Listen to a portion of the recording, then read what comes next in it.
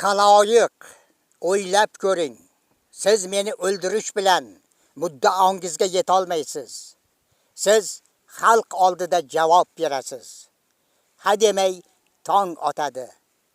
Siz yorug' kunda yashirina olmaysiz.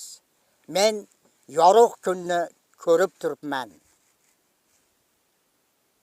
Hamza badiiy filmida shoirning o'ldirilishi oldidan dushmanlariga qarata aytganlari. Hamza Hakimzoda, xalq artisti Olimxo'jayev. Matnni Hamza Hakimzoda siymosida Ashurali Bolqizoda o'qidi. E'tiborlaringiz uchun rahmat. 2026-yil 21 avgust